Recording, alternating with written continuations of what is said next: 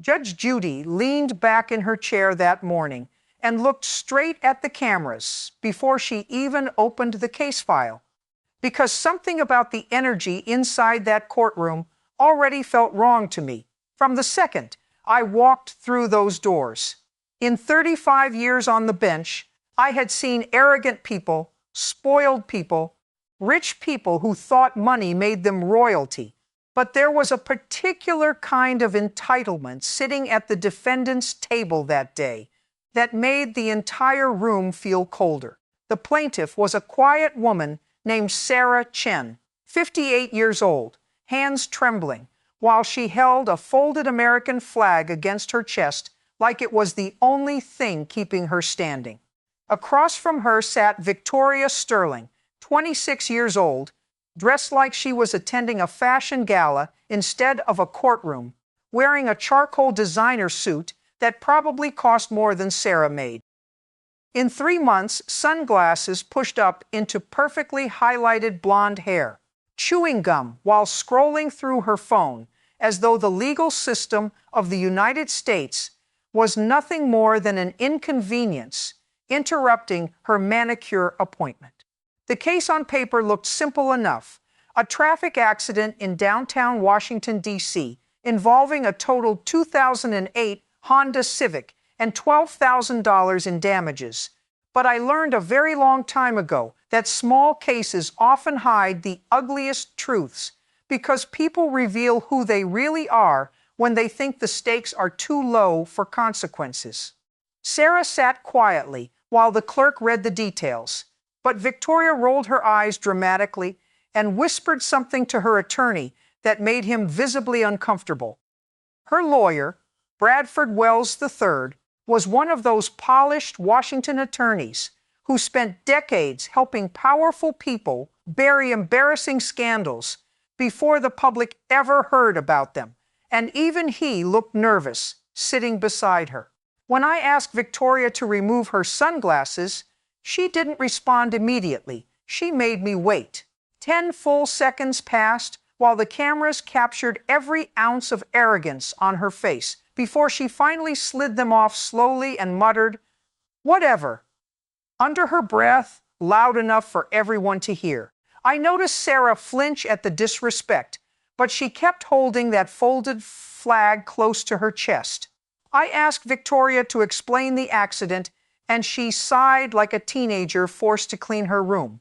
Then she started talking in that smug voice people use when they believe money and connections have protected them for so long that accountability feels fictional. She said the entire lawsuit was ridiculous because Sarah's car was old and worthless anyway, said insurance would cover everything, and then casually informed me that her father was Lieutenant General Marcus Sterling, as though that sentence alone should have ended the hearing. She even mentioned she had a hair appointment at noon and better things to do than argue about some Honda on daytime television. I watched Sarah lower her eyes for a moment, and I knew there was pain in this story deeper than property damage. So I turned to her gently and asked her to tell me what happened. Sarah took a shaking breath and began speaking in a quiet voice that somehow filled the entire courtroom. She explained that she worked 2 jobs after losing her husband to pancreatic cancer 17 years earlier. One at a hospital changing bedpans for dying patients, and another stocking shelves overnight at a pharmacy just to survive. Then she told me about her son Marcus. Lance Corporal Marcus Chen, United States Marine Corps. She said he enlisted at 18 because he wanted to help her after watching her struggle his entire childhood. She described the day he bought her that Honda Civic with his first deployment paycheck, placing the keys in her hand and telling her she would never need to ride the bus again. When she said those words, the entire courtroom softened because everyone could picture the pride in that young Marine's face. Then Sarah's voice cracked as she explained that Marcus died outside Kandahar when an improvised explosive device destroyed his convoy during his 3rd deployment. Suddenly, the courtroom wasn't listening to a car accident anymore. They were listening to a mother describe the last physical gift her dead son had ever given her. Sarah explained. She still kept Marcus's dog tags inside the center console, wrapped carefully in a plastic bag, and she maintained the Honda obsessively because touching that car felt like touching a piece of her son that war hadn't taken away. 4 days before the hearing, she stopped at a green light after finishing a hospital shift, and Victoria's Porsche slammed through the intersection at 55 miles an hour, while Victoria texted on her phone. The impact destroyed the Honda instantly. Sarah climbed from the wreckage with broken ribs and a fractured wrist while staring at twisted metal that used to be the last gift from her son. Then Sarah looked down at the folded flag in her hands and whispered the sentence. Victoria said afterward, "Should have bought him better armor." The entire courtroom froze. One woman in the gallery covered her mouth. The bailiff stared at the floor. Even Bradford Wells looked physically sick, hearing it repeated out loud. But before Sarah could continue, Victoria interrupted her with the most disgusting lack of humanity I had heard in years. She waved her phone impatiently and said, "Are we done with the sad story yet? My yoga instructor charges by the hour." I watched Sarah stop breathing for a second. You could literally hear people gasp behind her. But I stayed calm because I wanted Victoria talking. People like her always destroy themselves when they think nobody can stop them. I asked one simple question. After the accident, after seeing Sarah injured and crying beside the wreckage, why did she leave the scene instead of helping? Victoria smiled, not nervous, not apologetic, not ashamed. She smiled with the confidence of someone who had never faced consequences in her entire life. Then she leaned forward and said the sentence that detonated that courtroom like a grenade. "Honestly, Judge, I'm above civilian law. My father runs half the Pentagon. My family handles things." The silence afterward felt unreal. Even the cameras seemed frozen. Sarah stared at her like she couldn't believe another human being could speak those words out loud. Bradford Wells closed his eyes because he already knew his client had just committed social suicide on national television. But I wasn't shocked, because what nobody in that courtroom knew yet was that I had spent the previous weekend reading a sealed Department of Defense Inspector General report involving Lieutenant General Marcus Sterling and $14.7 million in defense contractor kickbacks. Victoria had no idea her own name appeared in that report 17 times. She had no idea the Porsche she drove to court had been purchased with money investigators believed was stolen from contracts intended to buy body armor for American soldiers.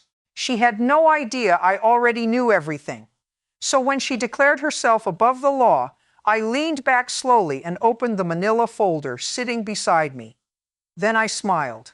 Not because anything about this situation was funny, but because after 35 years on the bench, I recognized the exact moment a predator finally walks into the trap they never saw coming. I asked her to repeat her statement for the record slowly, so every camera and microphone captured each word clearly. Instead of backing down, Victoria doubled down even harder, bragging that her father had dinner with the Joint Chiefs every Thursday and that powerful people protected their family. That was when I knew the moment had arrived. I reached into the folder and lifted the first document carefully into the light while the courtroom leaned forward in complete silence. Then I told Victoria something she never expected to hear in her life. I told her that despite her delusions, she was not military personnel, not royalty, not untouchable, just another civilian standing in an American courtroom. And American law applied to civilians, no matter how expensive their shoes were. Then I revealed the existence of the Pentagon investigation. I watched the color drain from her face in real time When I explained that federal investigators had traced shell corporations registered in her name, shell corporations used to funnel millions in fraudulent contractor kickbacks directly into luxury purchases, including the Porsche parked outside the courthouse. Victoria stopped chewing gum immediately. Her mouth hung open while panics slowly replaced arrogance in her eyes. Bradford Wells physically moved his chair farther away from her, and every camera caught it perfectly. Then the courtroom doors opened behind her, and a federal agent walked inside carrying credentials from the Defense Criminal Investigative Service. The second Victoria saw him, genuine fear finally appeared on her face for the first time that morning, because deep down she suddenly realized something terrifying. Her father's power hadn't protected her at all. It had simply delayed the day accountability arrived, the moment Special Agent Daniel Reeves entered my courtroom. The entire atmosphere changed so dramatically, you could practically feel fear spreading through the air like smoke after an explosion. Victoria Sterling had walked into that room believing her last name made her untouchable. But now she sat frozen in her chair, staring at a federal investigator whose badge represented the one thing privilege can never permanently escape: evidence. Agent Reeves approached the witness stand calmly, carrying a thick black folder under his arm, and introduced himself as the lead investigator on an active Defense Criminal Investigative Service task force examining corruption tied to Lieutenant General Marcus Sterling and several Pentagon contractors. Victoria's attorney immediately stood up objecting, demanding to know what any of this had to do with a traffic accident. But I shut him down before he could finish, because the moment Victoria bragged about being above civilian law and connected her authority directly to Pentagon influence, she opened the door herself.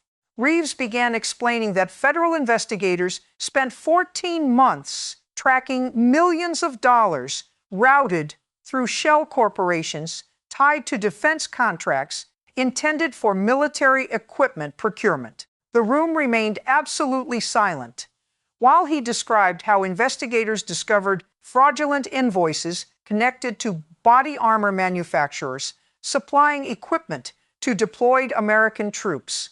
Then he calmly stated that several of those shell corporations were registered under Victoria Sterling's name and home address. Sarah Chen looked completely overwhelmed sitting at the plaintiff's table because her simple civil case had suddenly transformed into something far bigger than she ever imagined. Victoria started shaking her head immediately, insisting she knew nothing about any corporations, claiming her father handled all family finances. But Reeves kept speaking with the kind of controlled professionalism that destroys liars because it leaves no room for emotional manipulation. He explained that investigators traced direct payments from Sterling Holdings LLC into Victoria's personal bank account, including the cash purchase of the Porsche 911 Turbo S she drove to court that morning. Then he dropped the sentence that changed everything forever. According to investigators, the money funding those luxury purchases originated from inflated military contractor payments connected to substandard body armor contracts used during active deployments in Afghanistan. Sarah covered her mouth with both hands when she heard those words because suddenly Victoria's cruel comment about better armor took on an entirely darker meaning. The courtroom realized at the same time that Marcus Chen and other soldiers may have deployed wearing equipment supplied through the very corruption network enriching the Sterling family. Victoria's composure completely cracked for the first time. She looked toward her attorney desperately, but Bradford Wells no longer looked interested in defending her.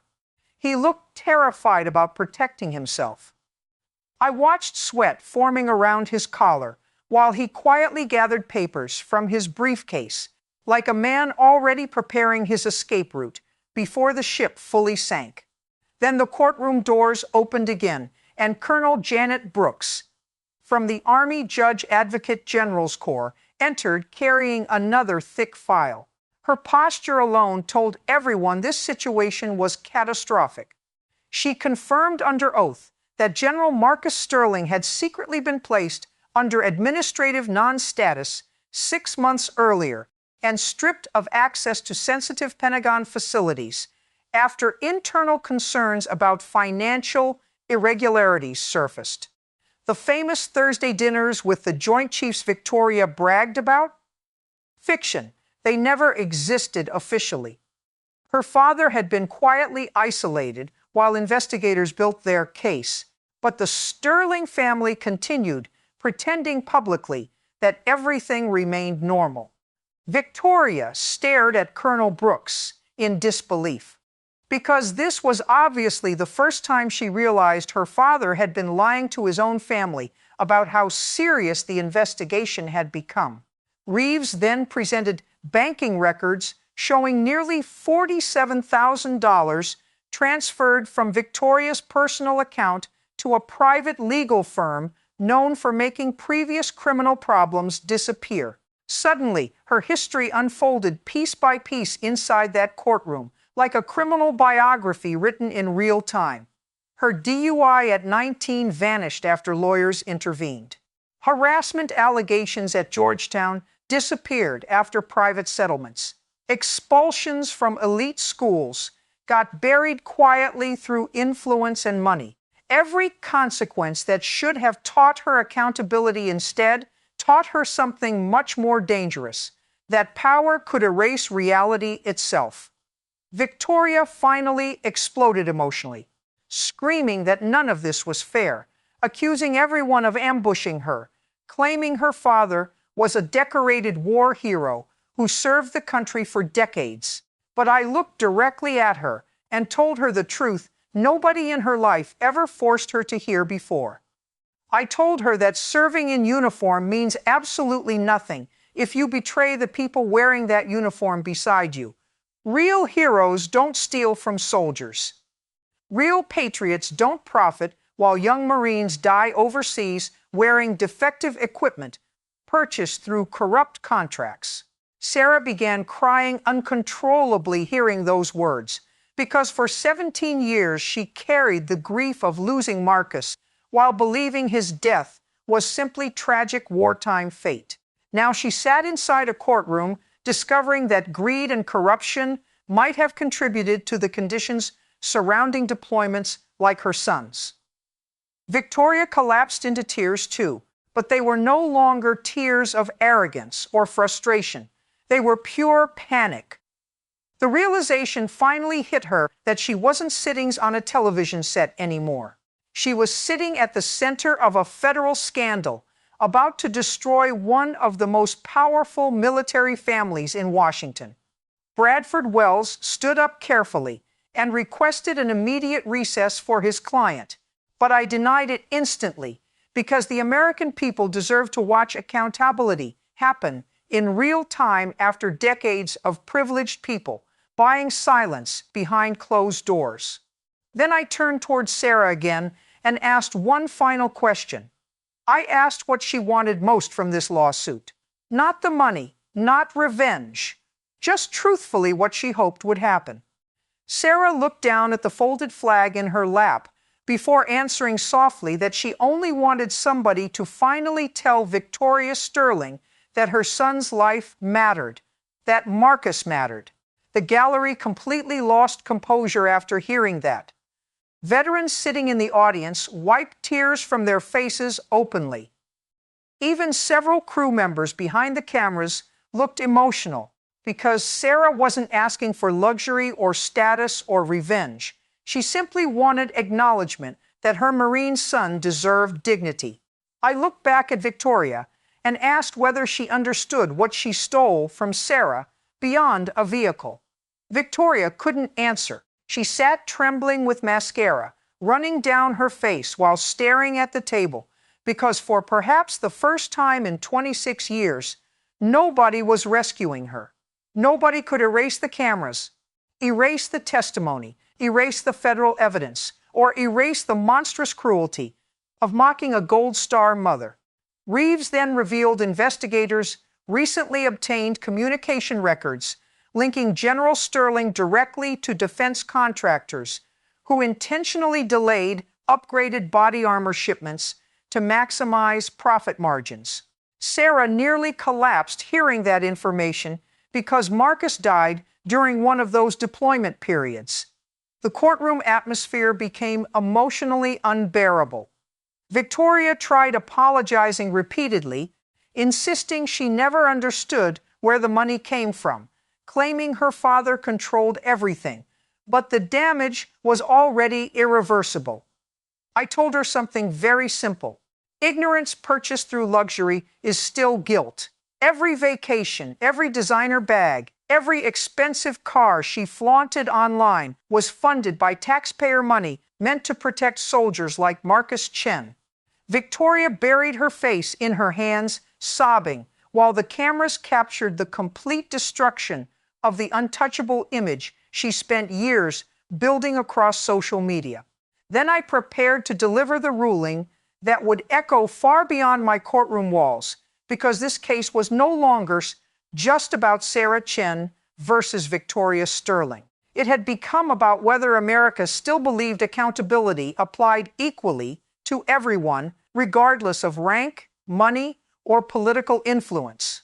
And I intended to answer that question clearly enough for the entire Pentagon to hear. I looked across my courtroom at Victoria Sterling while she sat there, completely broken, mascara running down her face, hands shaking uncontrollably, and for the first time since she walked into that room, the arrogance was gone, the smug smile disappeared, the entitlement disappeared. All that remained was a frightened young woman finally realizing that money and influence cannot permanently protect anyone from the truth. The courtroom stayed silent while she sobbed, because everybody understood they were witnessing the collapse of an entire empire in real time.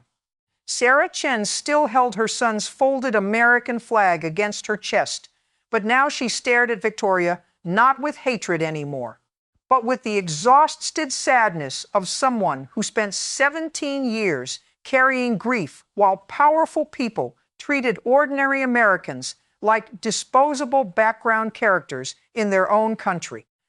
Victoria suddenly stood up from the defense table, so quickly her chair nearly fell backward again, then looked directly at Sarah with tears pouring down her cheeks and tried desperately to apologize. She said she never understood where the money came from, never knew anything about defense contracts or military corruption, insisted her father handled everything, claimed she only lived the life she was raised inside. But I stopped her immediately, because accountability does not disappear simply because privilege kept someone ignorant long enough to enjoy the benefits. I told her that every luxury vacation she posted online, every designer handbag she flaunted, every expensive dinner, every luxury car, every piece of jewelry, every moment she spent bragging about being untouchable was funded by money stolen from American taxpayers and possibly connected to equipment meant to keep young soldiers alive overseas. The entire courtroom listened in complete silence while those words settled over her like concrete. Victoria collapsed back into her chair, crying harder than before, because deep down, she finally understood the horrifying truth. She had built her identity around corruption without ever questioning where the wealth came from, because questioning it might have forced her to give it up. Agent Reeves then revealed one final piece of evidence that changed the emotional temperatures of the room forever. Federal investigators recently uncovered internal contractor emails discussing delayed armor upgrades during Marcus Chen's deployment rotation. One executive literally wrote that rushing the upgraded plates would damage quarterly profits. Sarah made a sound I will never forget for the rest of my life. It was not a scream, It was not crying. It sounded like a human heart physically breaking inside someone's chest. She bent forward, clutching the folded flag, while the gallery wiped tears from their faces, because suddenly Marcus Chen was no longer just a photograph in uniform or a tragic story from war.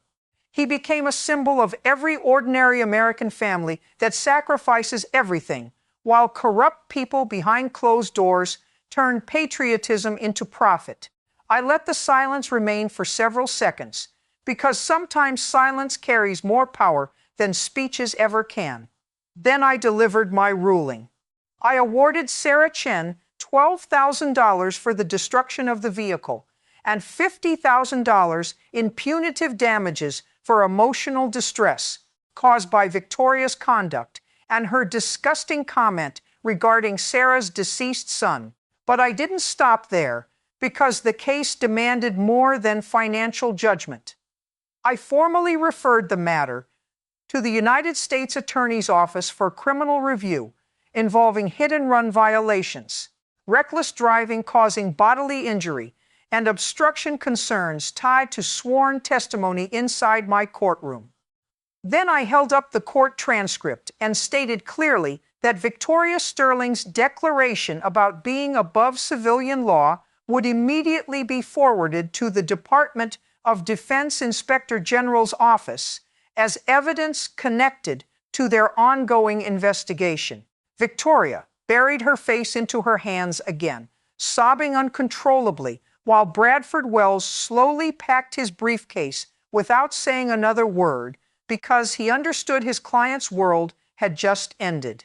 But before adjourning court, I looked directly into the camera, because I knew millions of Americans would eventually watch what happened inside that courtroom. And some lessons deserve to be spoken clearly enough that nobody can pretend they misunderstood them later. Then I delivered the 12 words that would travel across every major news network in America within hours. No uniform, no rank, no last name puts anyone above American law. The room stayed perfectly silent afterward, because everybody understood they had just witnessed a moment larger than daytime television. I turned back toward Victoria one final time and told her to inform her father that the recording of today's testimony already existed to head inside federal hands, and that his daughter destroyed any remaining illusion of innocence the moment she opened her mouth in my courtroom. Then I struck the gavel and adjourned the case. But what happened afterward was something nobody inside that courtroom ever forgot. Sarah Chen slowly stood from her chair, still trembling emotionally. She picked up the folded flag carefully and walked toward the bench. The entire courtroom watched her move in complete silence. When she stopped several feet away from me, she looked up with tears filling her eyes and whispered, "Thank you, Your Honor. My son finally got justice."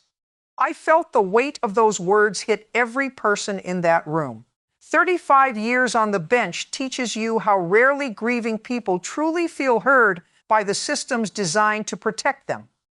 So I stood from my chair, faced Sarah Chen directly, and gave her son the salute he earned. A full military salute. The gallery erupted immediately afterward. Veterans stood first. Then everybody else followed. People cried openly. The bailiff called for order repeatedly. But nobody could stop the emotion flooding through that courtroom, because Americans were watching a Gold Star mother finally receive acknowledgement that her son mattered more than wealth, influence, and political power. Within hours of the episode airing, clips from the courtroom exploded across social media. Victoria Sterling declaring herself above civilian law became one of the most replayed videos in America overnight. News stations interrupted broadcasts to discuss the Pentagon corruption investigation. Military veterans flooded the internet demanding accountability. The hashtag #NoOneAboveTheLaw spread across millions of posts within a single day. By the next morning, the Secretary of Defense placed Lieutenant General Marcus Sterling on administrative leave publicly. 48 hours later, sealed federal indictments became official. Marcus Sterling, Victoria Sterling, and multiple defense contractors faced conspiracy, wire fraud, and money laundering charges connected to $14.7 million in fraudulent kickbacks. Congressional committees announced hearings. Former political allies distanced themselves publicly. Georgetown University revoked Victoria's alumni privileges. Luxury brands removed her from promotional partnerships. Bradford Wells resigned as her attorney before the week ended. The empire collapsed faster than it was built because corruption survives on silence. And once sunlight reaches it, panic destroys everything else. Sarah Chen's life changed differently. A stranger online started a fundraiser for her after seeing the courtroom clip, and within 4 days, Americans donated more than $300,000. Sarah donated nearly all of it to organizations supporting Gold Star families and retired quietly from her second job for the first time in decades. In one interview afterward, she simply said, "Marcus served this country with honor. America finally honored him back." Military law schools later included my 12-word statement, inside ethics discussions about accountability and abuse of authority. But the most important moment happened quietly, away from cameras. Several weeks later, Sarah returned home to her small apartment in Alexandria. She placed Marcus's folded flag carefully back beside his Marine Corps photograph on the mantel, then added a framed copy of those 12 words underneath it. She stood there silently for a long moment, looking at her son's picture before slowly raising her hand into one final salute. Victoria Sterling spent 26 years believing privilege made her untouchable. But America was never supposed to belong only to powerful families hiding behind uniforms and political connections. It belongs equally to mothers like Sarah Chen, whose children sacrifice everything believing the law protects all citizens the same way. And on that Tuesday morning inside my courtroom, the truth finally caught up with a family that spent decades outrunning it. Because in the end, justice does not salute rank. Justice salutes truth.